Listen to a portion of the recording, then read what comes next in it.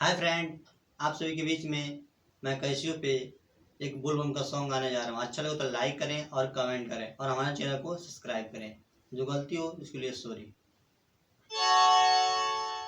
DJ बजता मस्ती में डोला ना हो, डीजे बजता मस्ती में डोला ना हो, कि चलो देवघर नगरिया बोलबम बोला ना हो, कि चलो देवघर नगरिया बोलबम बोला ना हो।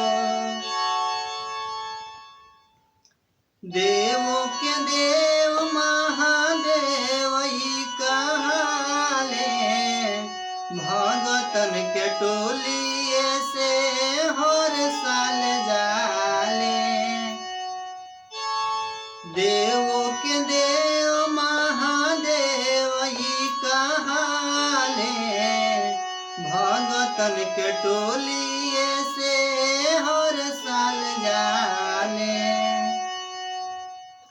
किस्मत के ताला पूजा के खोलो ना हो, किस्मत के ताला पूजा के खोलो ना हो, कि चलो देवघर नगरिया बोलबम बोलो ना हो, कि चलो देवघर नगरिया बोलबम बोलो ना हो।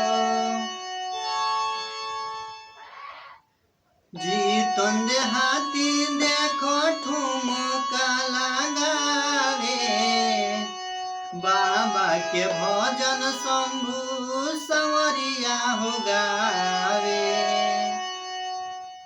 जीतन देहाती देखो ठुमका लगावे, बाबा के भजन शंभू संवरिया हो गावे।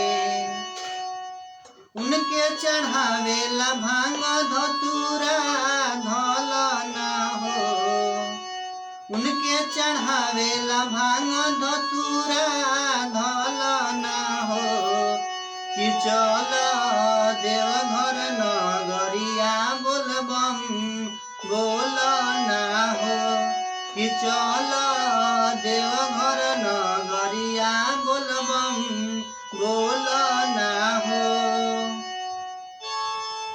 डीजे बजता मस्ती में डोला ना हो, कि चलो देवघर नगरिया बोलबम बोलो ना हो, कि चलो देवघर नगरिया बोलबम बोलो ना हो।